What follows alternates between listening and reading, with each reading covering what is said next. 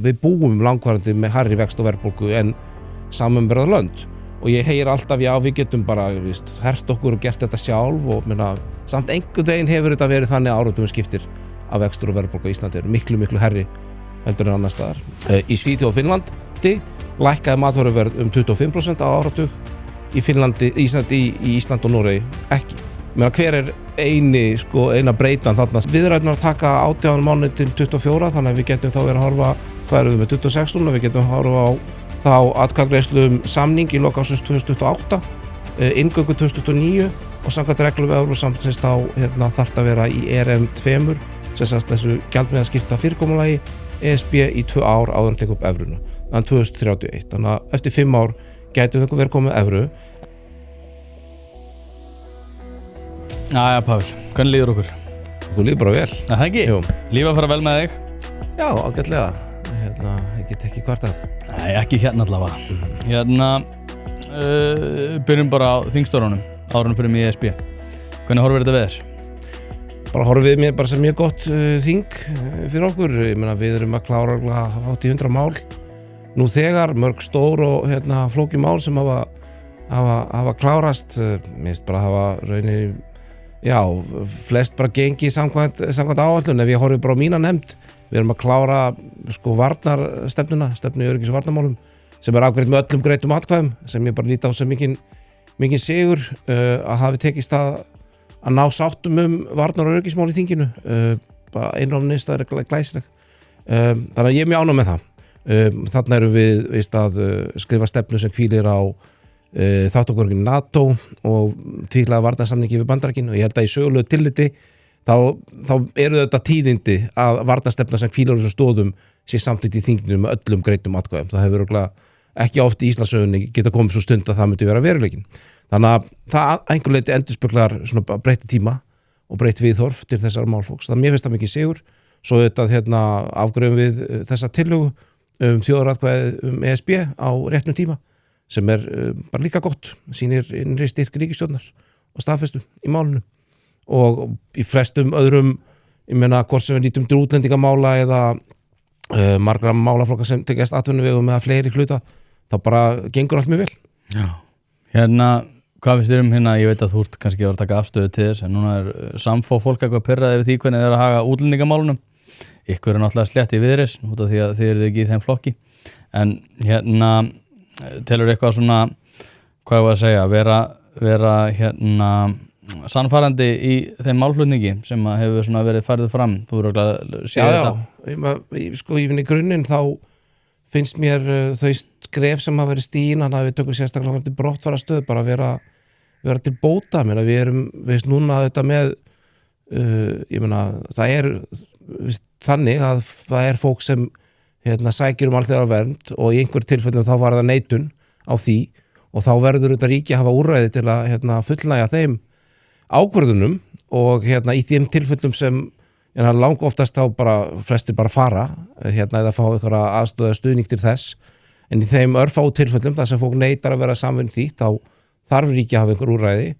Þetta kannski mest komið í talstikringum börn sem eru mjög lítill hluti þessara mála, en í þeim tilfellum þá úrræði í dag það að setja þá foreldrið í gæsluvarðhald í fangelsi og setja þá hinn ólögra einstakling undir umsjón barnavernda yfirvalda.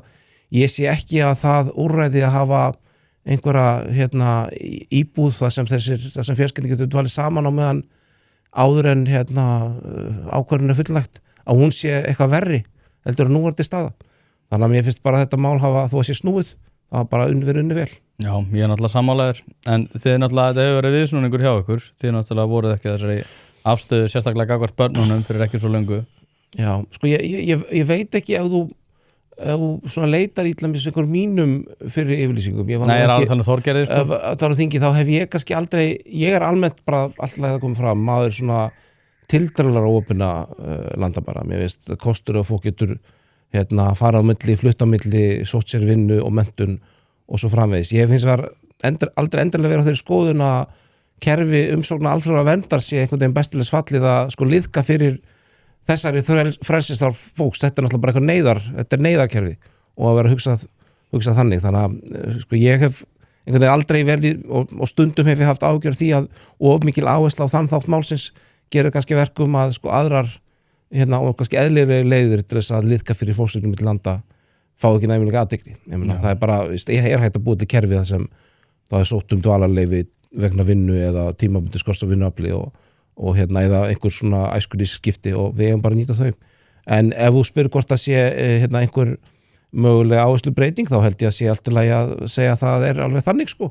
Ég meina það hefur bara orðið svona smá hugarfarsbreyting víða í þessum málaflokki og ef við horfum til Evrópu þá er líklegast mörg lönd komið töluvert lengra heldur en við. Ég meina við erum með ríkisstjórn í Póllandi sem án að heita frjálslynd, hún hefur nú bara verið að sko fella úr gildi bara flóttamanna samningin eins og leggur sig sko að segjast vist ekki ætla að líta til þess vegna þess að þar er verið að ráðast á raunin þá í landamæri Póllands með einhverjum svona hybrid aðferðum þar sem fólk keyrt upp á landamæri og látið labba yfir og við þannig aðstæð þá bregst ríkið einfaldlega við að kippa þessu mögulegu sambandi. Þannig að það eru mörg lönd komið nokkuð langt á veg og lengra en við verðum alltaf að hugsa grunnstoðurnar og mannúðina en ef þú ert að spurjum hvort að það sé rétt að hafa verið orðingur áherslubreyting þá held ég að það megi alveg finna þeim orðum stað.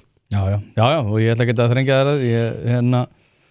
það er náttúrulega líka eins og segir sko, orðin viðhorfsbreyting er náttúrulega í svona meira mæli að ágerast í Evrópu víða, Breitlandi og fleiri stöðum sko. Tíma var alltaf kerfi bara komið á það stað að því að við erum alltaf með kerfi sem á að taka við fólki sem er á flótta vegna pólitískra ofsókna og fleiri atriða og tíma vorum bara komin á stað að þetta kerfi bara réð ekki við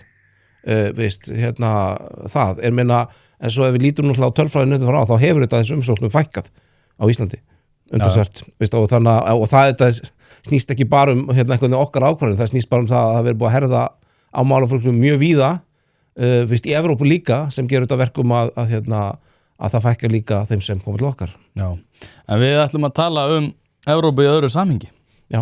Evrópusambandið. Já. Ég er náttúrulega ekki hlynntur því að ganga þannig inn og ég er endar ekki hlynntur því að við kíkjum í pakkan heldur en ég er opinn fyrir því að þú sannfærir mig. Já. Og við ætlum að eyða næstu 55 mínútum eða svo í að þú bara sannfærir mig þetta.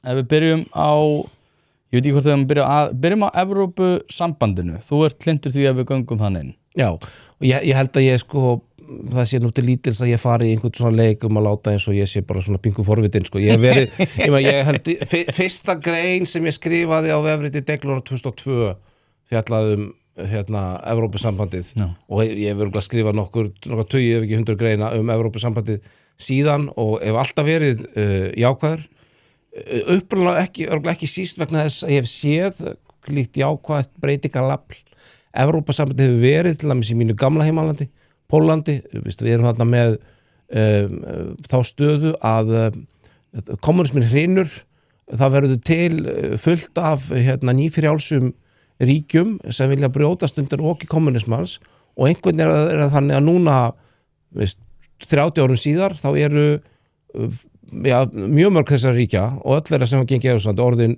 frjálslynd lýðræðisríki með markaðsfyrirkomulagi og í sögulegu samhengi er það alls ekkit sjálfsagt, það er alls ekkit alls þar í heiminn sem það gerist að hvort sem það er til Afríku, Suður Ameríku eða Asju að þegar að einhver harðstjórn hrynur að það verður bara sjálfkrafa frjálslynd lýðræðisríki með markaðsfyrirkomulagi sem tekur við. Þvert á móti og bara mjög oft ekki en ég held að þarna hafi Evrópusambandi spilað lykilhlutverki vegna þess að það bjóti svo góðan pakka það sagði, við erum með forskrift af því hvernig á að reka frjálslynd lýðræðisríki með markaðsfyrirkomulagi. Við erum með ógrinn af lögum sem hafa verið samin í Þýskaland og Brussel sem segja okkur hvernig á að gera það.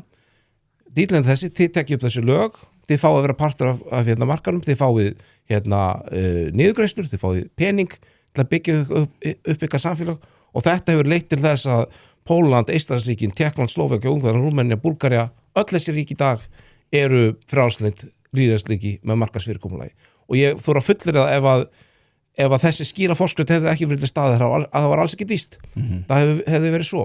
Ríkin sem í Austur-Evrópu sem völdu ekki þessa skýru leið inn í Evrópusambandið, veist, ef við kannski tökum Úkraínu, Belarús, ríkin í Kákasusfjöllunum, þá eru þau bara allra vegna.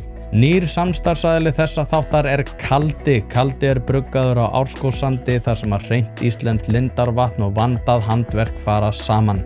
Kaldi fyrsti handverksbjór Íslands og hefur frá upphafi lagt áherslu á gæði, hefð og gott bragð. Notast við vandað hráefni og klassíska bruggaðferðir sem skila fersku og hreinu bragði sem að Íslendingar kunna svo vel að meta. Hvort sem ert að fara að njóta rólegra stundar, hitta góða vini eða fagna sérstöku tilefni, þá Kaldi alltaf vel við. Já, en nú erum við vestrænt lýðræðisríki sem að þurfum ekki á þessum stóðum að halda endilega. Akkur ættu við að fara í Evrópusambandið? Ég tek það auðvitað fram og það bara rétt að segja að þessi rök sem ég færði mér, þau eru ekki rök fyrir því endilega að Ísland gangi í Evrópusambandið. Við erum ekki að brjótast undir oki kommunismans og þurfum á leiðsögn að halda hvernig... Fyrir eftir í konu spyrð? Já, ég held að hvernig ætlar að spyrja? Það hefur, þessi vandfundin sá einstaklega sem hefur haldið fram að kommunismi hefur ríkt á Íslandi, En ég menna enga síður, það eru að mínu mati stór og þung vegamikil rök, pólitísk, efnahagsleg fyrir því að við eigum að stíga skrefið þarna inn. Ég meina efnahagslegur rökin myndi ég segja væru meðal annars þau að við búum við gjaldmiðil sem hefur náttúrulega mist mjög mikið verðgildi sínu gagnvart öðrum gjaldmiðlum frá því að hann var stofnaður og við búum langvarandi með hærri vext og verðbólgu en samanburðar lönd. Og ég heyr alltaf, já, við getum bara hert okkur og gert þetta sjálf og samt einhvern veginn hefur þetta verið þannig áratum skiptir að vextur og verðbólga í Íslandi eru miklu, miklu herri heldur en annars staðar og það munar bara minna. Ég hef bara einfaldi servetti útreikningar benda til þess að vaxtamunur milli Íslands og Evrópu 5% og íslensk heimili skulda 3.000 milljarða í fasteignalánum, þá þetta einhver, segjum að lágmarki 100 milljarðar sem íslensk heimili getur sparað ef við myndum ná vöxtum niður í evru level. Og þetta eru stór efnahagsleg rök að mínum mati. Og síðan eru það hinn pólitísku rök við að mínum mati eigum samleið með þessum þjóðum og það kostur fyrir okkur að taka þátt í þessu pólitíska samstarfi sem Evrópusambandið Þetta líka tollabandalag og viðskiptabandalag og því fylgja bæði kostir og ókostir, það skal bara viðurkennast. En við höfum því miður verið að horfa upp á heim að undanförnu þar sem tollum í auknum mæli beitt til að ná fram pólitískum markmiðum. Við sáum það í Grænlandsmálum til dæmis. Þar voru tollum hefur sögulega undanförnu aðalega verið beitt til að bernda einu framleiðslu en tollar sem var hótað voru settir á Danmörku og Evrópusambandið og stuðningsríki þess voru ekki til þess að vernda bandaríska framleiðslu, heldur voru gerðir til þess að reyna að knýja svo á það að Grænland myndi falla Bandaríkjunum í skaut. Og ég hef ferðast Evrópu og ég hef heyrt danska þingmenn og ráðamenn segja það beint á opnum fundum, ég veit ekki hvar við værum án Evrópusambandsins.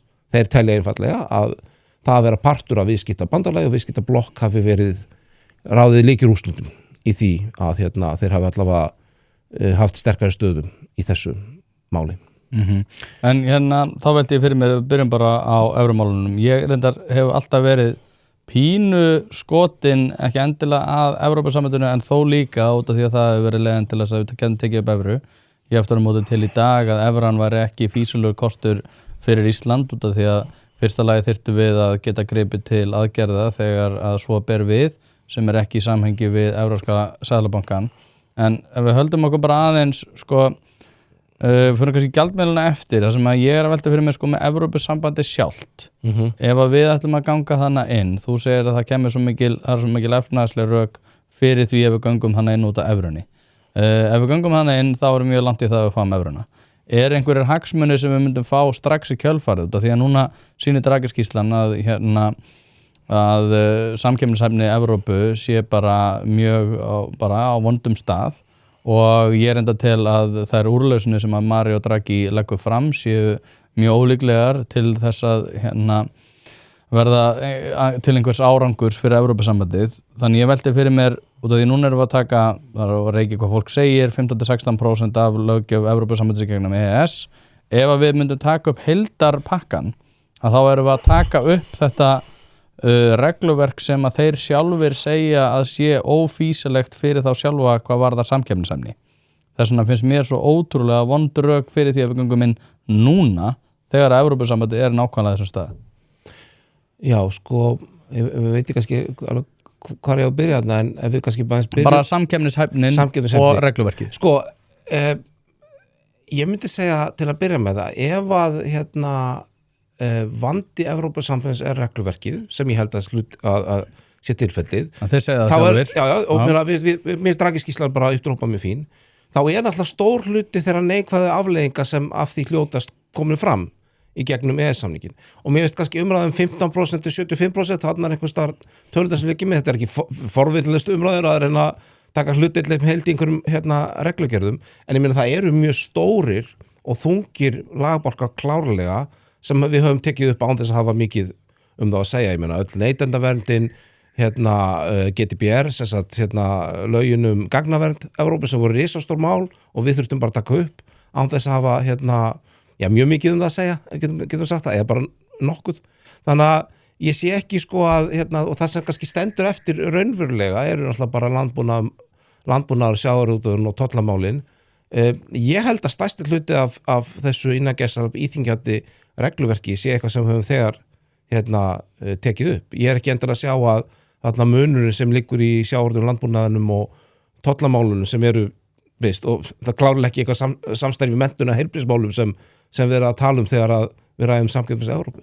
Þannig ég held að áhrifin af vera okkur í Evrópusambandinu sé það einhvern liti þegar komið fram, og ef við lesum kannski Draghi-skýrsluna, það talað regluverk, það talað það að verkland vaxi fyrst og fremst vegna fólksflutninga, það talað orkuöflun sé ekki nægilega mikil á eitthvað við þessum hjá okkur. Já, eiginlega allt sko. Flest af því sem Draghi-skýrslan segir ætti líka við samkeppnis Íslands. Okkar hagvöxtur hefur verið dregin að mjög stórum hluta af fólksflutningum. En staða okkar samt töluvert betri. Já, ég meina staða okkar betur heldur en meðaltal, en staða mjög margra Evrópusambandsríkja bara fín. Ég meina Danmörk, Írland, Holland, Pólland, þarna mjög mikið af ríkjum sem pluma sig mjög vel í þessu samkeppnisumhverfi, og ég hef enga ástæðu til þess að ætla að ef við stígum skref í Evrópusambandið við breytumst sjálfkrafa í suður Evrópuríki. Við myndum mjög líklega að vera bara svona mest svipuð löndum eins og Danmörku, við erum með mest svipað lagaumhverfi eins og það og það eins og segi ríki sem stendur sig mjög vel að efnahagslegu tilliti og stöðningur Evrópusambandið í Danmörku í hæstu hæðum. En hver eru þá rökin fyrir því að við göngum þannig inn? Er það, þú veist, út af því að tala áður það að við ættum ekki vera að hræða þjóðuna til að segja nei, en þá ættum við heldur ekki vera að hræða þjóðuna til að segja já. Með einhverjum svona ótta það að Bandaríkjamenn hafa áhuga á Grænlandi og við erum næst. Þannig ég að velta verið með sko, hver raunverulega söluvaran, út af því það ekki evran alveg strax. Já, við getum... söluvaran að þetta sé þá skref í 8 evru? Já, ég meina klárlega, og ekki alveg strax, við getum, náttúrulega, kannski ekki mjög ábyrgt að fara í einhver svona reyna að hugsa einhverja tímalínur, en bara svo við gerum það og verðum líka bara hreinskilin. Hendi í loforð. Ég hendi ekki loforð, ég hendi bara í svona bjartsýna en raunhafa tímalínu.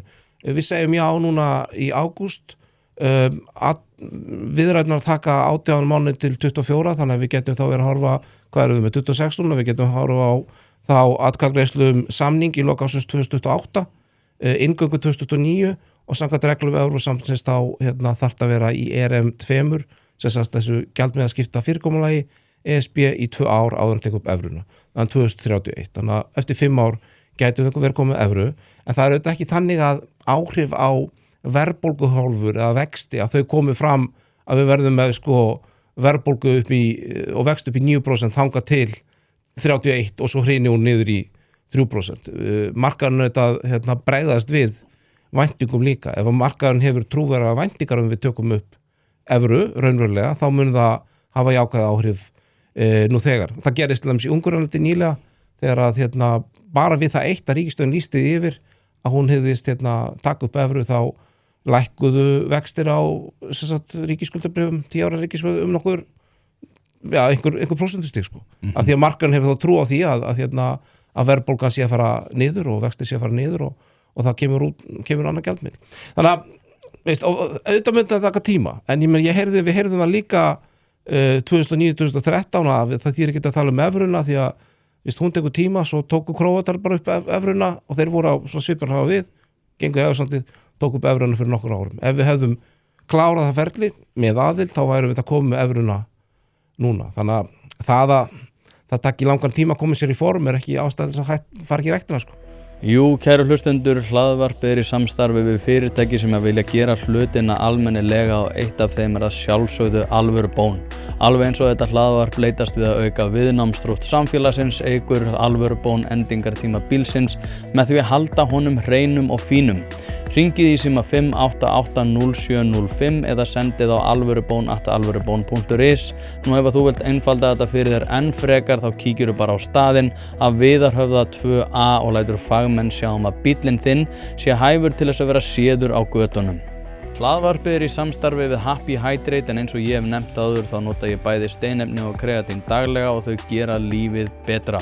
Og nú komin nýjung þar sem að þú getur notað afsláttarkóðan 1pæling til þess að fá 25% afsláttur úr skráirði í áskrift og frían brúsa með. Svo 15% afsláttur hvern mánuð eftir það. Þetta sjálfsögðu steinliggur ef þú ert að nota þetta á annað borð en einnig tilvalið tækifærið fyrir þá sem að vilja prófa og ég lofa ykkur að þið munið ekki sjá eftir því. Steinefni gera daginn einfallega betri og með því að nýta þennan afsláttarkóða ertu að sjálfsögðu að styðja við það að ég búi til þetta efni. happyhydrate.is skráið ykkur í áskrift. Nei, það alveg rétt. En sko, tölum þá út af því, ég held að vera hvað segirðu? Þetta rök með Evrópusambandinu. Ég bara segja, þetta eru rök. Já, og þetta ekki einu rökin, þetta eru mjög stór og þung rök. Já, ég sko, út af því að ég náttúrulega var að stríða þér þessum daginn, ég birti myndband þar sem að þú varst að tala 25% lækkun á matvæli og ég sagði Ólafur Ragnar, ekki forsetan heldur Bessona í dag eða vatnaþáttum. Nei, ég var að ríkja við Benjamin Prins. Nú varst það því, já. Að þú var að koma að gefa mér pening. Ég ekki vissum að Benjamin Prins hafi verið með skýrslu Hagfræðistofnunar að bakka upp sína fullyrðingar og það ég með. Ég vissi líka að það væri low blow, en mér fannst þetta bara fyndið. Takk fyrir að við ekki athygli, ég menna sharing is caring, en sko við vorum, ég menna bara við tökum það, ég menna það kannski eitthvað gert grína því að maður sé að fara í Instagram og lofa fólki afslætta pizzum eins og Guðlaugur Þór hefur sagt, ég ekki að lofa afslætti, ég lofa varanlega lækkun á matvöruverði, en ég menna af hverju ég að gera það, vegna þess að fyrir 30 árum, 25 árum þá gengu Svíþjóð og 30 árin, Svíþjóð og Finnland gengu í Evrópusambandið, Noregur og Ísland ekki. Í Svíþjóð og Finnlandi lækkaði matvöruverð 25% á áratug, í Ísland og Noregi ekki. Ég meina hver eina breytan þarna sem verndartollar, sem útskýrir verndartollar og og við þyrftum að fella það úr gildi. Já. Það klárar, það eru verndartollar og samkeppni sem kemur með því, það að segja ekki bara verndartollar frá gildur heldur aðalar innleitt framleiðsla sig einhvern veginn að tí og reynir að vera hagkvæmur í leiðinni. Þannig að þetta klárlega hefur áhrif. En við getum alveg tekið niður verndartolla á þess að gangi gennum ESB? Já, það finnst mér hins vegar ekki mjög líklegt að við gerum. En af hverju ekki? En við erum að gangi ESB til þess að fá lægra matvöruverð og það myndum við lækka verndartolla. Af hverju myndum við ekki bara lækka verndartolla og þá myndum við fá lægra matvöruverð? Já, ég bara held, eins og segi, fyrsta lagi finnst mér það ekki pólitískt raunhæft, það myndi... En af hverju það ekki pólitískt raunhæft og af hverju ætti það að gangi Evrópusambandið? Vegna þess að það myndi þetta bara þýða það að við myndum okkar landbúnaður myndi þá standa raunin algjörlega óvarinn gagnvart framleiðslu annars staðar sem væri þá niðurgreitt af sjóðum Evrópusambandsins og það ekki hagsmunir okkar að við drepum okkar landbúnaðarframleiðslu með því að fella niður tolla og höfum engin viðbröð móti. En þyrftu ekki að gera það sjálfkrafa við göngum í Evrópusambandið? Við myndum væntanlega að þurfa að semja einhvers konar leið til þess að styðja við okkar landbúnað, eins og flest lönd gera og við gerum nú þegar, okkar tollvernd ef hún metin til fjár, þá hún töluvert, en það bara þannig að neytendur borga fyrir hana í dag, en þetta þurfti að vera bein ríkisframlög og mér finnst það bara heilbrigða kerfi. En ég skil ekki hvernig þú kemst að þeirri niðurstöðu að Evrópusambandið sé ástæðan þegar verndartollar eru ástæðan. Það sem ég að segja. Ég að velta verið með út af því að ef við leggjum verndartolla, að þá myndum við fá lægra matvöruverð, vissulega, og örugglega meiri fjölbreytni og alls konar, en aftur á móti þá væri fórnarkostnaðurinn sá að við þyrftum annarkvort að niðurgreiða landbúnaðinn eða þá að leggja niður. Já.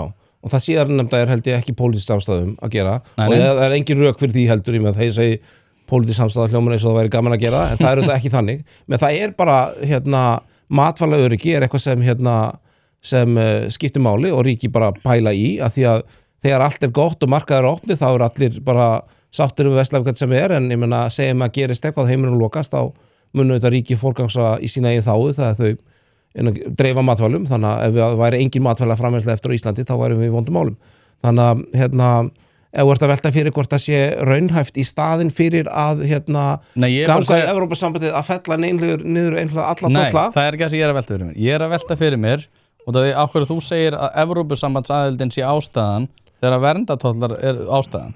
Og það ég að segja að þetta eru breytur sem við höfum í hendi en þú segir að ástæðan verði þá að Evrópusambandið mun einhvern veginn bjarga landbúnaðinum okkar. Eða matvæla örygginu og matvæla framleiðslu og það að matakarun myndi lækka. Ég held að jafnvel ef að Evrópusambandsaðild sé umdeild hugmynd þá held ég að sú hugmynd sem ég nefnt sem valkostur sem að fella niður einhliða alla tolla á landbúnaðarvörum og reyna að spýta meira í stuðningskerfi okkar að hún sé töluvert umdeildari. Þannig að ég sé ekki fyrir mér að það sé eitthvað sem veri raunhæft að stuðla að. Okay. En við verðum alltaf netto greiðendur inn í Evrópusambandinu. Klárlega. Það ekki spurning og ég get alveg farið í gegnum þær tölur. Já, en í samhengi við þetta að þá erum við að tala um það að Evrópusambandið myndi koma til með að vera með styrki fyrir landbúnaðinn til þess að viðhalda honum. Matakarun myndi vissulega lækka en við varum að greiða til Evrópusambandsins, fá hluta af þeim pening tilbaka til þess að styðja við bændur. Það er skrítin söluvara. Fattar þú hvað ég meina? Já, en ég meina, skrítin og ekki skrítin. Ég meina, ég held að þetta sé bara rökræsta uppsetningin lausn á þessu að meina í tí fyrirkomulagi þá gerist það sem ég tel að vera ágjöfsanlegast sem það Íslendingar fá lægra verð á matvöru og við erum áfram með landbúnað hér á landi sem við styðum þá við og mér í rauninu margt í styrktar fyrirkomulagi Evrópusambandsins vera mörguleiti heppilegra. Aftur getur sagt, við getum tekið þeirra kerfi einhliða en ég held að það sé svona bara eitthvað political science fiction, satt best að segja að leggja það til sko. Ok, förum þá yfir í varanlegar undanþágur sem að þú varst að lofa áðan sem að ég veit að þú ætlar að fara að segja núna. Var ég að lofa varanlegum undanþágu? Það vil nú ekki gera, en varanlega sérlausnir landbúnaður mjög raunhæfar og þar hver munurinn á sérlausnu undanþágu? Sko þetta nú kannski í daglegu tali þá undanþága notað yfir mjög margar einhvers konar sérreglur, en ég myndi segja undanþága sem sagt ef við tökum bara ensku sem opt-out, það þýðir að ríki varanlega undanþegið bara einhver ákveðum kafla. Til dæmis, Írar eru með varanlega undanþágu varandi samstarfi í varnarmálum. Þeir eru hlutlausir og þeir bara taka ekki þátt í því sem snýra varnar. Og greiða ekki neitt í það? Ég þekki það ekki. Ég mynda mér ekki. En Danir, þegar Maastricht-sáttmáli fór í gegn, þá fór það ekki í gegn í fyrst, þannig að þeir fengu 4 varanlegar undanþágur bara við köflum Evrópusambandsins. Það eru dómsmál, það er evran og varnarmál og eitthvað eitt í viðbót. Núna daginn þá kusu Danir það að fella burt varanlegu undanþága í varnarmálum. Það er bara breytra öryggisaðstæði í heiminum. Það eru kusum það í þjóðaratkvæðagreiðslu og nú eru Danir þá bara með 3 varanlegar undanþágur. Það er bara ákveðin kafli sambandsins þar sem lögin gilda ekki. Sérlausn bara, það er kannski staða það sem þú ert með það sem lögin í heilsinni gilda en það er skrifið einhver sérlausn fyrir tiltekið ríki inn í lög sambandsins. En fyrst að Danir eru með þetta þetta ekki eitthvað sem og það ég verið að velta fyrir mér, ég skil alveg gagnvart Evrópusambandinu að við getum ekki komið og sagt það var sérlausn á öllu bara að fá bara að fá góðu bitana öllu sem að við viljum ekki taka þátt í og það því Evrópusambandið væri þá komið að samningsborðinu með Spán, Portugal og fleirum sem að væru bara að segja, til og með í sjávarútvegsmálum, segja, byrju, á hverju fengu þeir þessa sérlausn? Og þá myndi náttúrulega bara grafa undan eigin stóðum. Já. En við myndum að færa alltaf bara með sterk rök fyrir, og þau eru ekki bara okkur langa til þess, ég meina, til þetta í sjávarútvegs, þá er rökin fyrir sérlausn þau að veiðistofnar Evrópu á meginlandinu eru alltaf fljóta bara mjög mikið á milli og það þarf eitthvað sameiginlegt kerfi til að taka á því. Langstærst hlutur okkar fiskistofnar staðbundin og heldur sér bara við Ísland. Þannig að það er ekki sama rauninni þörf og ágall eftir því að við séum partur á nákvæmlega sama kerfi og þau. Hlaðvarpið í samstarfi við fiskhúsið.is. Fiskhúsið.is heildverslun fyrir veitingamenn sem vilja það ferskasta og það besta fyrir sína kúnna. Hvort sem það fyrir veitingareksturinn, hótelreksturinn, mötuneytið eða hvað annað, þá ferðu inn á fiskhúsið.is til að sjá það gríðarlega úrval sem að strákarnir hafa upp á að bjóða. Ef að þú vilt hið ferskasta og hið besta, þá gerir þetta sjálfsögðu almennilega, ferðin á fiskhúsið.is. Það ekki til sú spurning sem að strákarnir hafa ekki svarið við, þannig enn og aftur fiskhúsið.is til að fá ferskasta og besta fiskinn á landinu. Ok, fyrir þá aðeins út af því að það hefur líka verið talað það og Dagur sem að meðal annars situr inn á stundum í mínu sæti. Hann hefur sagt að það hægt að fá betri vexti og fleira og bara það mikið búbót, þú varst að tala 100 milljarðar fyrir heimilin sem að myndu koma í kjölfar þess að við myndum til dæmis taka upp evru, sem búið í evrulandi, sem búið í krónulandi og það bara ósanngjarnt að við séum við þessar aðstæður. Aftur á móti hafa mjög margir hagfræðingar og meðan að Seðlabankastjóri sagt að við þurfum bara að taka til í okkar eigin málum og þá erum við sömu stöðu. Við getum ekki verið að hækka laun 10% í 10% verðbólgu og þá kannski gengur okkur aðeins betur. Og jafnvel þyrftum við að uppfylla þau skilyrði líka til þess að geta tekið upp evru. En ég að velta fyrir mér þessi sala að við séum einhvern veginn sjálfkrafa að fara að fá betri kjör hérna ef við myndum ganga í Evrópusambandið og taka upp evru, halda ekki alveg út af því að þá náttúrulega líka stéttarfélögin búin að missa sína samningsstöðu og þá erum við náttúrulega búin að rjúfa þennan svona vítahring náttúrulega einhverju leyti sem ég mjög hrifinn af. En mér finnst líka svolítið svona salan vera það að við getum ekki treyst sjálfum okkur til þess að bæta úr efnahagsmálunum og þú segir þá, já ég meina hvað erum við búin að vera lengi að reyna það?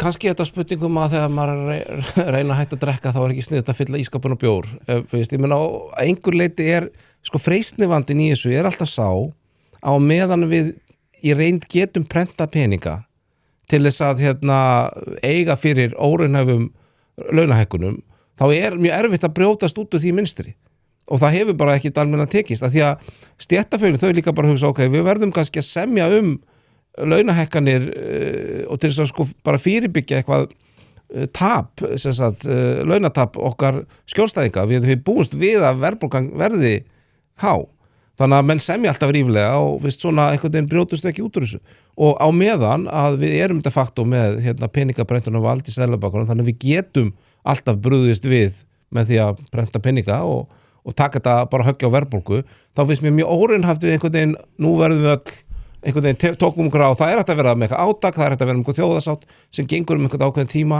en á endanum þá bara dettum við í sama farið. Já, ég sammálaði þannig að stóru leiti mér finnst við alveg vera algjörði trúðar varða þetta, en þá er samt að segja líka við erum að treysta þjóðinni til að treysta sér ekki í efnahagsmálum. Við erum þetta bara eins og segi, ískapu fullur af bjór, já, við erum kannski að segja að við Já, en þegar við viljum að pabbi hætti að drekka, þá ætlum við ekki að handja hann við, skilurðu, opnin. En svo nefndur þetta fyrir samningsfrelsi stéttarfélaga, ég meina, Norðurlöndin eru raun öll með tiltölulega svipað módel og við. Það þetta smá einhvern munur á því hvort að samninga sé borðnir þetta atkvæði allra eða ekki. En ég meina Danir eru með, Norðurlöndin eru með svona ámótað við mörgum markast líka nú við mörg önnur lönda sem laun eru kannski ákvæðin með lagasetningu einhver leiti og ég meina þau búa við mjög ólíkar aðstæður í gjaldmiðlamálum sem eru með sín eigin gjaldmiðl, Danir eru með krónu sem er de facto tengt við evru, Finnar eru með evru og það ekki lítið svo á að í þessum löndum sé ekkert samningafrelsi, þá þarftu kannski bara þá bara kemur því augnabliki að til dæmis ríkið getur ekki bara sagt já ok, við bara samþykjum 15% launahækkanir og svo bara prentum við peningar til að segja fyrir því. Það bara, við munum ekki geta það þegar við erum ekki með aðgang á peningaprentunarvélinni. Nei, ég og þú erum örugglega, við höfum nú einhvern tíma rætt þetta, sammála peningaprentunina hún mikil vá varðar svona verðmatsriðlun fólks á fasteignum og öðrum nauðsynjum Og ég meina ef við erum og tölum þá líka hreint út, ef við erum hrifin þessum sveigjanleika, af því að það þá vissulega kostur sem fólk nefnir, þá erum við að segja að við erum hrifin að því að það sé reglulega hægt að fellar, sem raunin lækka laun fólks á þess að fólk taki eftir því. Við erum að fella gengið, já. Það er það sem gerist. Það er auðveldara að segja bara, gjaldmiðlinn sveiflaðist aðeins og nú áttu efna á fari bjórum á tenni heldur en bara lækka fólk í launum sem við kannski þegar þá þurft að gera. En þá fáum við líka atvinnuleysi. Ég veit það, en þá erum við líka að selja þjóðanum það að það er að kjósa það að verði aukið atvinnuleysi á Íslandi. Sko aftur, ef við berum okkur saman við Finnland. Já, ef við berum okkur saman við getum bara saman Finnland, við getum líka berum okkur saman við Írland eða Danmörku eða mörg önnur lönd í okkar heimsluta, þá ekkert endilega að það sé eitthvað rúgandi atvinnuleysi þar. Þetta fer mjög oft eftir. Írar eru náttúrulega mjög sérstakri stöðu, var ekki fyrirtækjaskatturinn komin í 12,5% og Google komið þangað og eitthvað þannig. Já, en það auðvitað út af Evrópusambandinu. Ég meina, þeir hafa náð til sín mjög mörgum af alþjóðum stórfyrirtækjum vegna þess að þau hafa valið sér stað innan Evrópusambandsins til þess að geta verið með höfuðstað þar fyrir Evrópu og þjóna öllum Evrópumarkaði. En nýsköpunarfyrirtæki eru ekki spennt fyrir Evrópusambandinu. Ég hef talað við Guðmund Hafsteinsson og fleiri sem einfaldlega segja að það eru ekki þeir sem eru í nýsköpun eru einfaldlega ekki að fara til Evrópu út af bara gölnu regluverka fargani sem að viðheldur ákveðinni bara tregðu bara og letjandi hvötum allstaðar varðar öll nýsköpunarmál. Og þetta kemur aftur inn á það sem ég var að tala með samkeppnishæfnina að það er orðið nokkuð ljóst að Evrópa verður í töluvert verri málum. Þeir eru komin núna, eru ekki komin í 17% af heimsframleiðslunni, voru 30% fyrir 2-3 áratugum og voru með svona heildarframleiðslu á við Bandaríkin, eru komin í 65% af því núna. Þannig að við erum Evrópa er óneitanlega í skrítinni stöðu. Þú lítur að viðurkenna það. En ég starfaði líka í nýsköpunarfyrirtæki einhvern tímann fyrir einhverjum áratug síðan sem var verið að fjárfesta í og selja á tímum sem vorum ennþá með krónu og gjaldeyrishöft og ýmislegt slíkt, þannig að það er ekki endilega frábært. En það að fólk sem í nýsköpun hafi mjög miklar áhyggjur af þessu og er ólíklegri til þess að fjárfesta í Evrópu, það er áhyggjuefni sem að ég ekkert út af því núna er hugbúnaðargeirinn farin að verða mjög stór þáttur í íslensku hagkerfi að við séum að fara að hoppa inn í þetta regluverkafarkan ofan í það setur þetta svo litið í hættu. Já, ég hef ekki séð einhverja skoðanakannanir meðal fólks í nýsköpunargeiranum Evrópusambandið. Ég hef líka fólk sem er svona frekar jákvætt gagnvart því, þannig að ég hef kannski erfitt með að Eru nýsköpunarfyrirtæki spenntari núna fyrir Evrópu heldur en þau voru fyrir 2 áratugum? Já, mér sýnist almennt fólk á Íslandi vera spenntari fyrir Evrópu heldur en var fyrir 2 áratugum, en við höfum bara sjáum tölur í stuðning sem eru miklu hærri en þar hafa verið sögulega, jafnvel þegar við vorum að horfa þess að könnu núna í viðskiptamannu gær, það sem eitthvað 54-46, og tekur bara þá sem eru búin að ákvæða sig til Evrópusambandi sjálfs, þá er það í sögulega samhengi frekar hátt. Ég meina á fyrir 2022 fyrir innrás Rússa í Úkraínu, þá var Evrópusambandið regla að mælast með svona 25% stuðning, og ég meina fólk í nýsköpunum gerir með hvað öðrum gerir sem lítur auðvitað bara á heildarmyndina, og ég held að margir hafi upplifað að bara þessi breytta heimsmynd kalli á það að við tökum stöðum öðrum lýðræðisríkjum og þéttum ræðirnar í okkar samstarfi. Þannig að ég myndi halda að stuðningur við ESB aðvild hafi, ef við lítum til áratug eftir tíman, aukist í mjög mörgum greinum. Sjáum til. Tölum þá nákvæmlega það, praktíska atriði. Veðbankar sína það að neyið er orðið töluvert líklega heldur en jáið, var öfugt fyrir örskömmu. Sama hvað okkur finnst áreiðanleika þess, en hins vegar þá er þessar umræður ég er náttúrulega neysinni og ég er honum töluvert bjartsýnni gagnvart því að niðurstaðan verði okkur hagfelld, en það líka virðist vera til dæmis að ríkisstjórnin sé ekkert vala samstíða. Við erum náttúrulega með einn flokk sem er á móti aðild, svo erum við með forsætisráðherra sem virðist ekki vera spennt fyrir þessu, þrátt fyrir það að þegar hún er neitt til þess að svara því hvað hún ætla að kjósa og hvort hún er spennt, þá segir hún já. Jóhann Páll sagði í gær í eldhúsdagsumræðum að nei eða já væri rétt niðurstaða. Honum væri bara einhvern veginn, þetta er núna í þjóðinni, mér er alveg sama. Þetta er búið að breytast og því svona í Viðreisn standið svolítið ein. Ég er ekki endilega viss það. Og Dagbjört Hákonardóttir, hún er spennt. Já, en ég meina ef þú horfir á, og ég ætla bara að segja það sem hefur komið fram, kannski tökum Flokk fólksins til dæmis, við vitum að hann hefur held ég opinbera afstöðu að vilja ekki ganga í Evrópusambandið. Við höfum í pontu Alþingis hafa 3 þingmenn flokksins sagt að allir myndu kjósa já í haust og það Kolbrún Baldursdóttir, það Grétar Mar og svo reyndar þingmann sem var kosin fyrir fólk sem Guðmundur Ingi. Allt þetta fólk hefur sagt að ætla sér að kjósa já.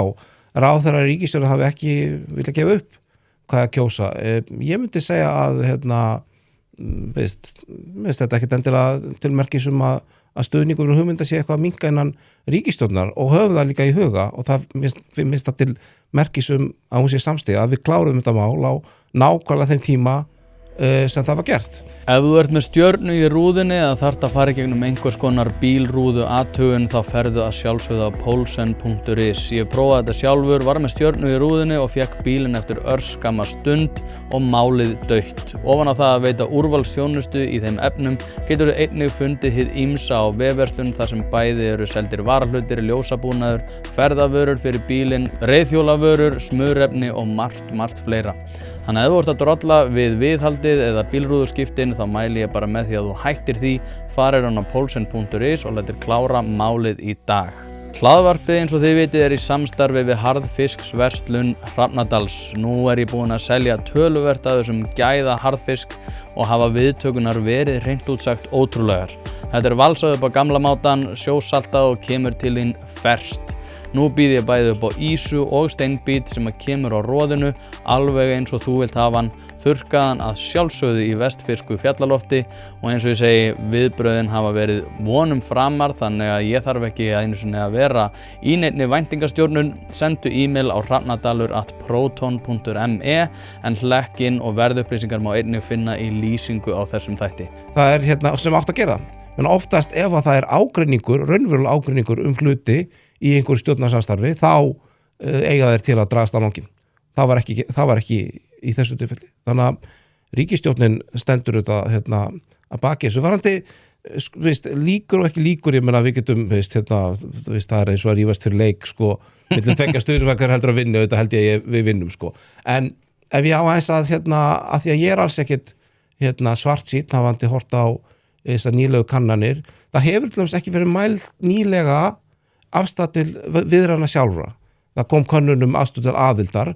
Nýjasta mæling á aðstöð til viðræðna kemur fram í könnun sem utanríkisráðuneytið gerði. Sú könnun kom ekkert mjög vel út fyrir Evrópusina, því að þar var held ég 47% á móti aðild og 31% með aðild. Jafnvel í þeirri könnun var afstæð til aðilda viðræðna 42% já, 39% nei. Þannig jafnvel í könnun sem kom töluvert verð út fyrir málstað Evrópusinna heldur en könnun sem Viðskiptablaðið gerði, það var samt meirhluti fyrir aðildar viðræðum. Þannig að mér sýnist munur hafa bara minnkað í spurningum aðild. Þannig að í því ljósi þá myndi ég ætla að þeir sem eru jámegin í kosningum í ágúst séu með yfirhöndina núna, en fyrst það bara einleginn þess að teka á því og það bara framkvæmna skoðanakönnun og örugglega verða slíkar gerðar núna þegar næri dregur. Já, þetta verður allavega spennandi. Ég allavega þakka ykkur mikið fyrir að hafa nægt efni fyrir mig að sumatíminn alltaf svo erfir í hlaður. Ég verði að góðu og ég vissum að ég og fleiri aðrir tilbúinir að koma, en mér finnst forsætisráðherra hafa staðið sig vel. Við fengum hann á opinn fund í utanríkismálanefnd, fyrsta skipti sem forsætisráðherra kemur á fund utanríkismálanefndar í sögunni, opinn til að ræða mál og mér fannst hún bara standa mjög vel fyrir svörum og ég greini ekki einhvern svona efa í hennar huga hvernig hún ætlar að kjósa, bara mjög ánægð með hennar framstöðu málin. Já, þetta verður allavega, eins og segi, ég er mjög spenntur fyrir þessu, en telur þau að Viðreisn myndi lifa af neið? Hvernig telur þau svona stöðu flokksins vera? Þannig alltaf klopningur úr Sjálfstæðisflokknum upphaflega, hefur breyst stórkostlega náttúrulega frá því að hann gerði það og allt öðruvísi flokkur sjálfsögðu. En svona praktíst telur hann myndi lifa af neið? Já, ekki spurning en meina þú veist auðvitað þá eins og ég segi auðvitað þá mun ég opna kampavín við aðra niðurstöðun ekki eða hvað sem ég mun gleðjast yfir jáinu og neið verður vonbrigði. Við getum verið með sömu flösku, við getum splittað ekki nefnir sannferðið í lok þess að þáttar en það mjög margt sem sko, það líka svolítið þannig að þessi spurning hún er þetta mjög kljúfandi fyrir marga og það líka þannig að maður hefur upplifað fólk sem sko væri alveg til að ganga meira til liðsviðurinn en finnst kannski bara mikla áhersla að Evrópumál að einhver leyti vera truflandi. Þannig að ég meina held að ef að sama hver niðurstaðan verður, já eða nei, það alltaf kannski ég meina búið að taka eitthvað þessum erfiðu spurningum til hliðar, þannig að þá fólk sem kannski sammála viðreisn í mjög mörgum málum en kannski ekki jafn sannfært í Evrópumálum, það Það voru margir kjósendur sem að sögðust ekki vera hlindir aðild mér varst alltaf áhugavert í þessari skoðanakönnun Gallup. Já. Það ekki? Kjósendur viðreisnar? Já, fyrir viðreisnar. Já, það kemur mér ekkit sérstaklega óvart, það eru, fyrst ég held að samt sko líklegast þið breiðfylking? Nei, líklegast samt sá flokkur það sem stuðningur aðild eitthvað mestur, myndi ég halda. Og ég held að sé ekki mjög margir sko svona sem eru áberandi innan viðreisnar sem eru harðir neysinar. Ég fór að fullra þessi ekki. Ég held að nánast allir séu allega á því að það sé rétt að spurja þjóðuna þessari spurningar þó fólk sé kannski miss svona hart í afstöðun til Evrópusambands sjálfs. Ég mjög ég kannski eins langt bara að þú finnur, ég bara mjög harður aðildarsinni og ég ekkert að segja við séum að ganga þessar kosningar til þess að bara svona tekka málinu og væri gaman að sjá hvað kemur út úr þessu. Ég nokkuð sannfærður að við fáum góða samninga en markmið hjá mér að stuðla aðild. Það markmið að mínum mati með þessum kosningum en ég meina nei, við klárlega þyrfti bara að halda, ef að kemur nei þá þurfum bara að halda gott landsting og og skrifa gula miða á blað og reyna svona að finna hvað við gerum en ég meina það áfram þarf flokk sem heldur uppi merkjum samstarfsins, það þarf áfram flokk sem vill þá góða samvinnu við Evrópu og aðra nákvæmlega þjóðir, flokk sem best fyrir frjálsum markaði og svona liðkunn regluverks þar á. Þannig að við höfum fullt erindi ef að þó komið nei. Já, þetta verður allavega áhugavert sko. Það með sumir sem að tala hernaðinn og ég hef persónulega ekkert eitthvað skoðað það mikið en það var náttúrulega sko, ég að lesa Euro Tragedy sem hefur lesið hana? Nei. Það bókum Evrópusambandið og svona fjall það hvernig svona þessar stóðir sem hafa voru upphaflega mótaðar hafa ekki verið leitar í jörð að nægilega miklu leiti og þess vegna stendur þetta svona óstyrkum fótum en svo aftur á móti þeir sem eru hrifnir af Evrópusambandinu benda það aftur á móti að það hefur alltaf verið eitthvað svona fólk sem að segja að Evrópusambandið sé við það að falla en með hernaðinn að þá þetta náttúrulega búið að vera svolítið svona pólitískt átakamál Þetta sko svona hermál Evrópu her og það. Já, það voru náttúrulega sko frakkar vildu koma í veg fyrir það og ég held alltaf að Bandaríkjum væri fyrsta skipti að krefja Þjóðverja það að auka hergagna framleiðslu árið bara núna fyrir skömmu þegar Trump gerði það en Bandaríkjum gerði það líka í kalda stríðinu og ég velti fyrir mig bara í sambandi við hernaðarmálin að núna verður þetta vera komið meira á dagskrá innan Evrópusambandsins. Erum við að fara að reyna að komast yfir undan þá í þeim efnum til dæmis. Og það ég líka, og svo út af því næsta spurning haltu við þessa, en út af því að samningsmarkmiðin eru svo ótrúlega óljós. Ég veit ekki einu sinni hvað ég að kjósa í ágúst. Þannig að byrjum á hernaðinum og svo förum við yfir í samningsmarkmið. Samningsmarkmið herleysi alveg skýrt og skrifað inn í meirihluta álitið.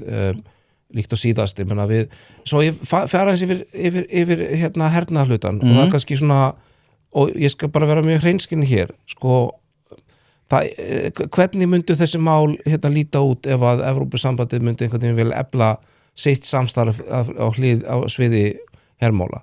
Það alltaf gert með þeim forsöndum að þetta í samstarf milli herja ólíkra aðildarríkja eins og það Það myndi, ég skal bara þora fullur það mun ekki vera þannig og ekkert ríki í Evrópu mun fallast á það sé pólskur landgönguliði að taka við skipunum frá þýskum liðsforingja.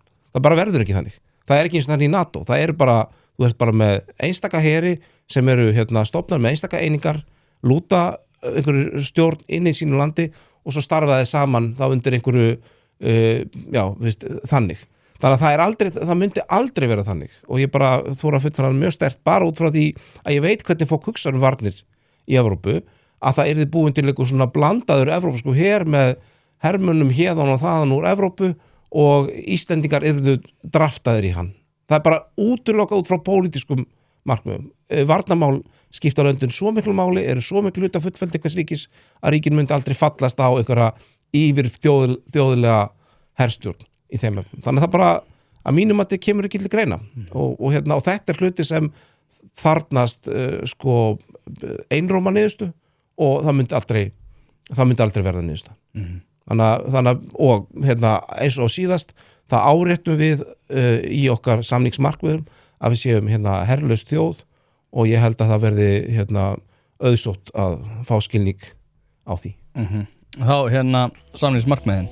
Hlaðvarpið er í samstarfi við heitirpottar.is, hvort sem þið vantar saltvatnspott, hitaveitupott, kaldan pott, sánuklefa eða hvað eina í heita pottinn, þá ferð þú inn á heitirpottar.is og lætur græja þig. Þjónusta og uppsetningum all land og nú er jafnvel hægt að fá sér smíðaðan sánuklefa, þar sem að þú færð sánuna nákvæmlega eins og þú vilt hafa hana. Það er ekki hægt að setja verðmiða á heilsuna eða samverustund með fjölskyldunni og því er mikilvægt að huga að báðu og það er nákvæmlega það sem að heitirpottar.is auðvelda þér að gera.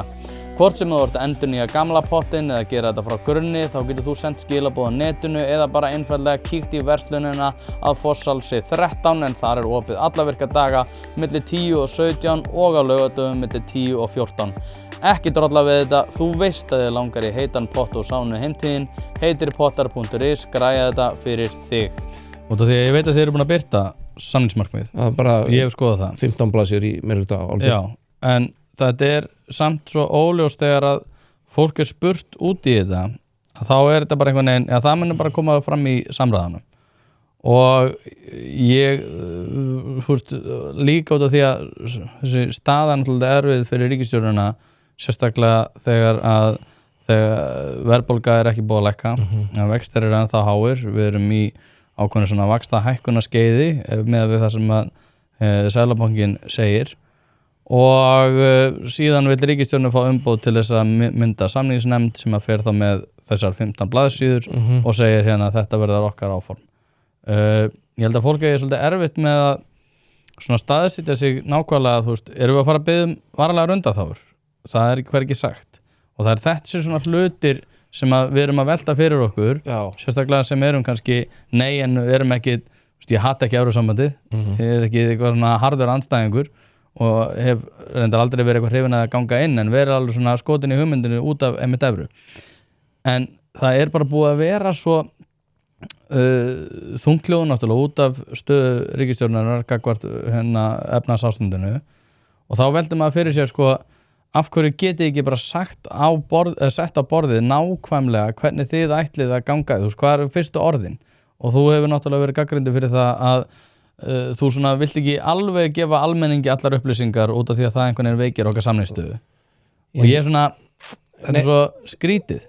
Nei ég meina hvað, ef við ekki tökum bara sjávarútvegina, ég er nú ekki með meira átið fyrir framan mig en ég get svona reynt að segja eftir minni, þá segjum við til dæmis að við myndum líta á það að fá varanlega sérlaust sem færist í sérstöku fiskveiðistjórnarsvæði þar sem myndu gilda á reglur sem við myndum setja og að sem skiptum máli að þessi sérlaust sé skrifið inn í frumrétt sambandsins, það er að segja aðildarsamning, það sé ekki þannig að við breytum bara reglum Evrópusambandsins eins og þeir eru í dag og svo er þetta að breyta þeim einhvern veginn síðar án þess að við höfum neiturvald það, þannig að með að skrifa inn í aðildarsamningin þá er búið að tryggja það með þeim hætti.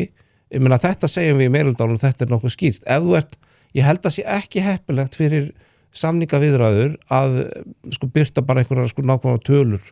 Ég meina við vorum að semja við ekki Evrópusambandið heldur önnur ríki makríl, ég meina það er einhver innri samningsmark sem fólk hefur þar en það er engin sem birtir þau segir já við ætlum að biðja 15% sættum okkur 12 það fer engin og byrti það fyrirfram. Getum við ekki sagt bara að við sættum okkur ekki við X og Y, skilur við mætum svolítið kókraust. Ef að Evrópusambandið er svona spennt fyrir því að fá okkur inn, af hverju ættum við ekki þá að geta mætt svolítið kókraust og sagt bara að þetta er rauðlína, hérna er rauðlína?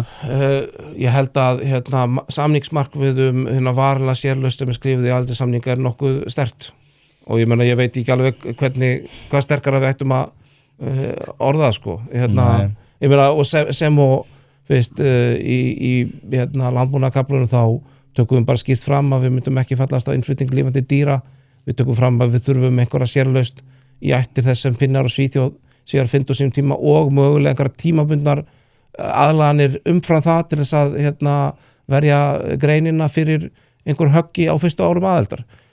Mér finnst þetta nokkuð skýrt og ég meina auðvitað er þarna svigrúm til þess að ræðum eitthvað útvæðslu en ég held að sé eiginlega bara betra að samninganefndin bara vinni það sko. Já, en mér langar samt að bara vegna þess samningsmálum minnst mikið við að tvennt komið fram. Fyrsta lagi þá hefur verið núna sett fram krafum að ríkisstjórnin setji fram samningsmarkmið, ég er bara algjörlega móti því.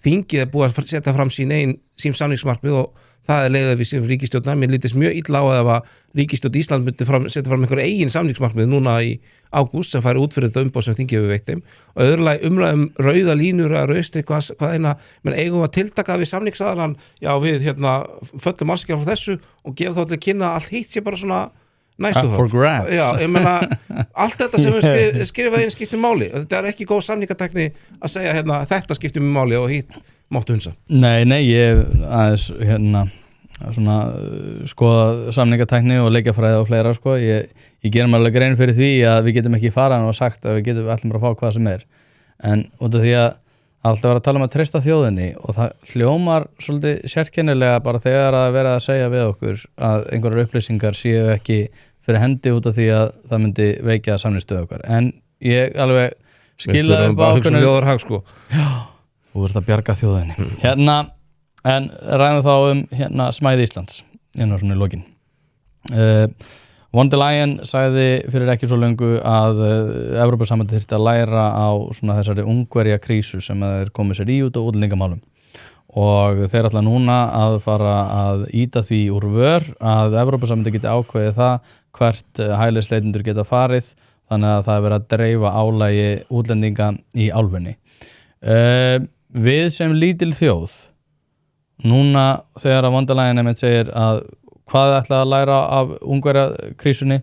Jú, það er það að smærri þjóðir eru með of mikinn atkvæðisrétt. Eru með of mikil áhrif á það sem er að gerast innan Evrópusambandsins sem að gerir það verkum að það er ákveðin kergja og skilvirkni verður minni. Þar að leiðandi þurfa minni þjóðir að hafa minni áhrif innan Evrópusambandsins.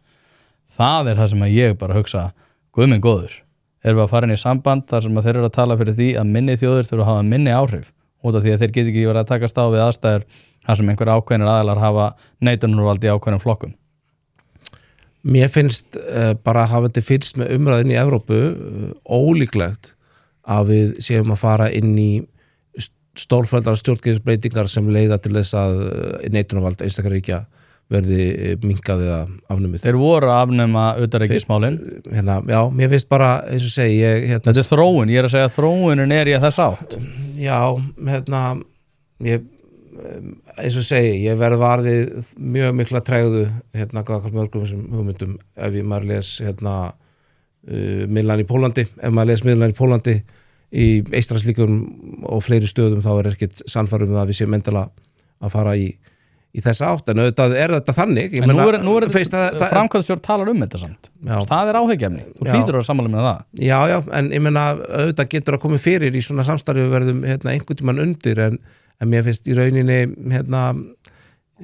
hvað ég segja, ég hef ekkit endilega stórkostlegar ágjörð því, ég meina máli sem hún nefndir sem er hælislendita pakkin sem hefur verið núna umræðu á þinginu aðeins það má alveg ræða það svolítið, allavega í þessu samhengi. Ég meina, við erum á jaðri Evrópusambandsins, við getum þetta alveg lent í því að fólk komi hingað og við verðum fyrsta viðkomustöð einhvers hóps. Ég nefndi það kannski, þetta er ekki eins og nefnt til gamans, en fyrir einu ári síðan þá sendu bandarísk stjórnvöld fjölda SMS á alla Úkrænum sem þarf í landi að þeirra landreistarleyfi væri unni og gildi. Það var gert fyrir mistök, það var sagt, en því samt að slíkt SMS er tilbúið til þess að senda einhvern tímann og ég meina ef að segjum slíkur hópur þurfa að fara úr landi þá mun kannski einhver þeirra eiga fyrsta viðkomast á Íslandi og þá þurfa að taka við þeim. Erum við alveg vissum að við viljum þá ekki taka þátt í einhverju samstöðukerfi sem dreifir slíku álagi?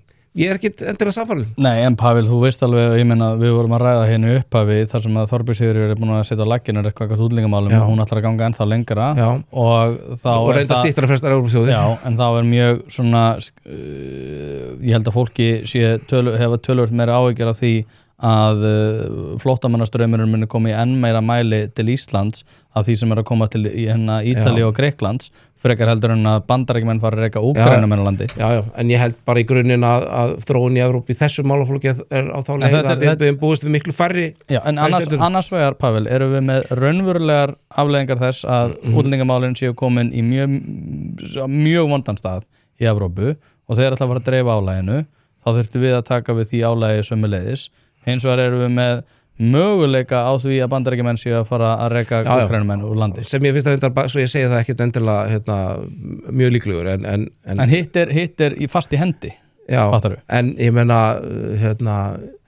ég er ekkert endilega að sjá að þáttaka einhverju slíku myndi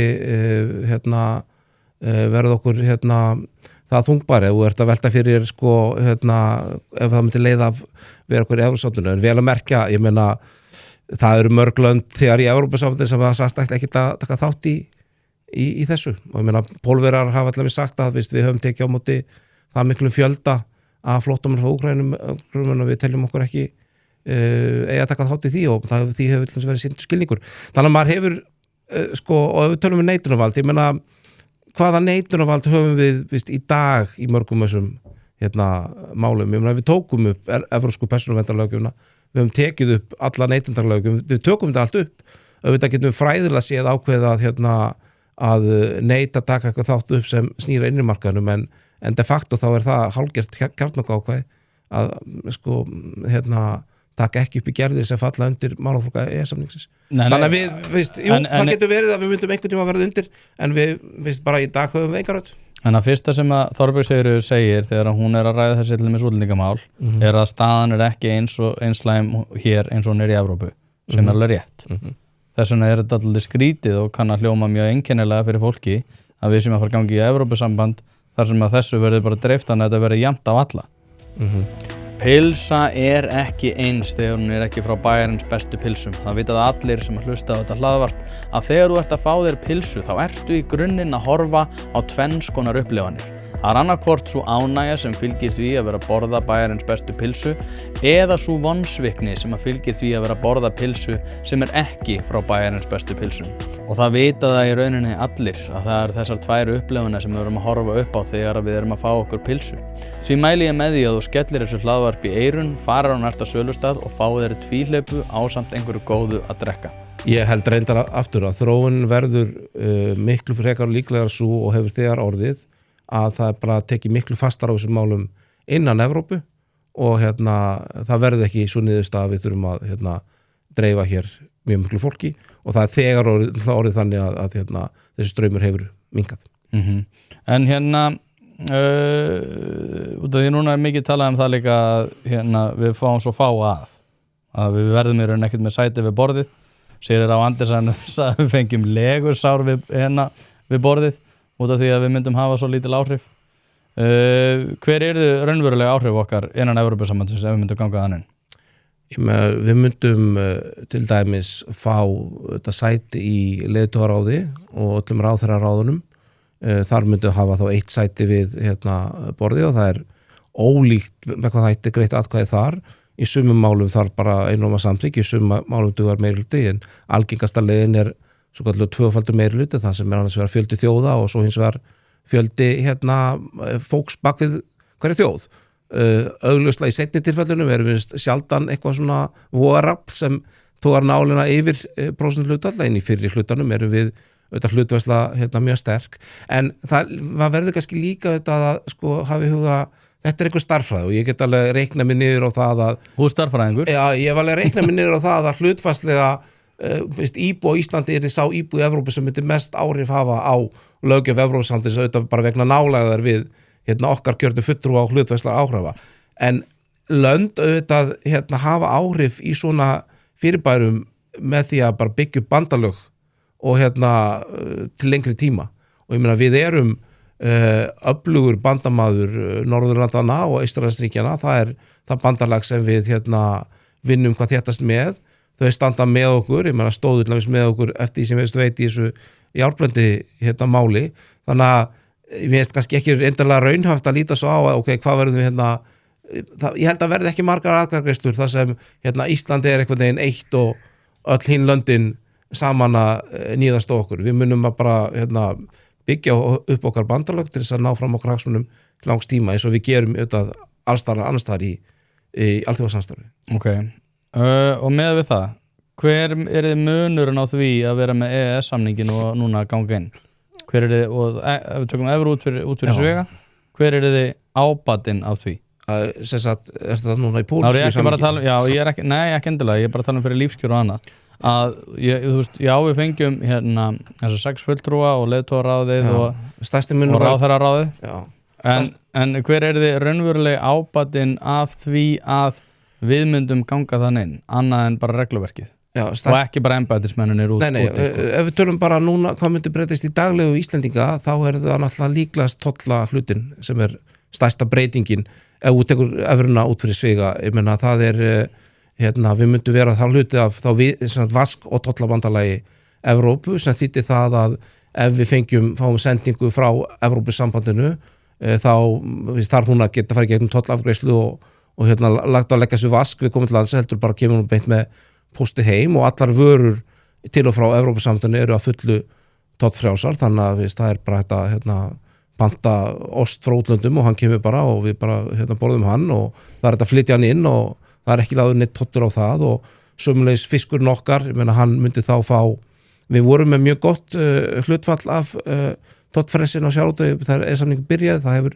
versnað til muna meðal annars kannski vegna fiskeldis sem er ekki að fá jafngóðan aðgang. Þannig að það er eftir þessi bara svona 60% pluss, 60 eitthvað hátt af fiskvörum sem eru tollfrjálsar inn í ESB, en það myndi alltaf vera 100% þegar við göngum inn. Þannig að þetta er Evrópusambandið að vera að bjarga fiskeldunum, þá geti ég nú sagt já. Ég meina við markaðsaðgangur okkar með fiskeldi mun batna við inngöngu í Evrópusambandið. Auðvitað aftur, getur hún nokkuð sagt auðvitað er geta semjum það en ég meina það er þá þurfum við að bjóða eitthvað á móti og þá er það tollfrjálsar aðgangur við þá fyrir landbúnaðarvörur, þannig að við getum samið okkur inn í ýmislegt og svo þegar við erum búin að semja þetta alltaf, er þetta að fara að líkjast Evrópusambandinu bara það mikið að bara af hverju ekki bara taka það skrif. Já, þetta verður spennandi. Hvernig heldur þetta að fari? Hvernig heldur þetta að fari? Ég held að við munum vinna. Naumlega.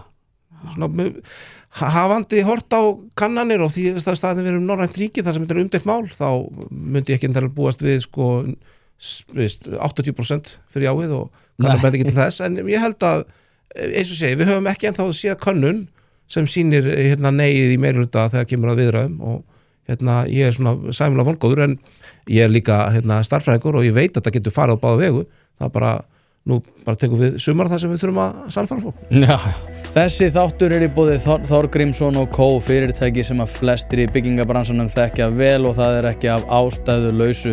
Ef þú ert í einhvers konar verkefni, hvort sem að það er smá heimaverkefni eða stærri framkvæmdir, þá er þetta einfaldlega staðurinn. Þeir eru með allt frá veggefnum og loftefnum yfir í gólf, klæðningar og alls konar sérhæfðar lausnir sem að gera lífið þitt einfaldara. Ég hef sjálfur verslað við fyrirtæki gegnum tíðina einmitt til þess að finna lausn við hljóðeinangrun sem er líka ástæðan fyrir því að hljóðvistin hjá mér er eins góð og raun ber vitni. En það sem að kannski skiptir mestu máli er að þegar þú rennur við í Ármúla 29 þá færð þú alvöru ráðgjöf, ekki bara einhverja vöru, heldur hjálp við að velja það sem er rétt fyrir þig hverju sinni. Eins og segi, staðsettir í Ármúla 29 í Reykjavík en senda allt land. Mjög þægilegt, kíktu á thco.is eða thorco.is og skoðaðu úrvalið. Hérna, reyndar einu loka. Já. Hversu stóra meirihluta þyrfti innganga að hafa til þess að við myndum farin? 50% pluss 1. Nei, Pavel, hættu þessu, þeir eru svo bílaðir maður. Af hverju ekki? Þannig eru bara lögin, sko. Þeir eru svo bílaðir. Þetta er svo stórstæðilegt. Já, en svo þarf þetta að breyta stjórnarskrá og gera ýmislegt annað og sko vörnin gegn svona skyndiákvörðun er þetta bara felst í því að það þarf fara í gegnum ef við löpum gegnum allt ferlið, ég meina við þurfum núna í ágúst við þurfum síðan aftur já í annarri þjóðaratkvæðagreiðslu, við þurfum þingkosningar á milli þar sem væntanlega þeir sem eru stuðningsmenn aðildar eða viðrana þurfa að ná meirihluta, svo væntanlega þarf að breyta stjórnarskrá, rjúfa þing og hafa aðra þingkosningar þar sem þeir sem eru stuðningsmenn aðildar þurfa aftur, eða breytinga þurfa aftur að vinna meirihluta, þannig að það er ekki hægt að segja að við séum einhvern veginn að gera þetta okkur létt. Það eru allavega 3-4 atkvæðagreiðslur þar sem stuðningsmenn aðildar þurfa að vinna, en ef að það kemur já í haust sem er 50% atkvæði pluss 1 atkvæði, þá tel ég það vera Já, ég skil það í haust, en ég er að segja fyrir inngöngu. Ég sé ekki af hverju minni hlutin ætti að vera með starra atkvæðavæl þegar meirihlutin þar. Við ræðum við það hefur engin þjóð sett upp einhver hærri hvað það varður. Nei, við sjáum til hvernig þetta fer. Kristrún sagði bara að þyrfti drjúgan meirihluta. Ég meina, ég er ekki Kristrún, ég var ekki þá á þeirri skoðun, ég meina kannski var hún, ég held að ég bara láti vera að kommenta það. Ætli hún hafi ekki kannski átt við að það væri heppilegt að þessi umræða myndir frá stað ef að fyrirfram stuðningu væri meiri og það er bara einn sjónarmið, en ég meina við lítum samt svo á að við höfum ákveðið sögulegt tækifæri til að klára þetta mál núna, þannig að ég er ekki á því að þurfi einhvern stóraukinn meirihluta til að taka sókn. Það er sjónarmið. Pavel Bartósek, takk aðeinslega fyrir að koma. Takk sem leys. Og þangað til næst.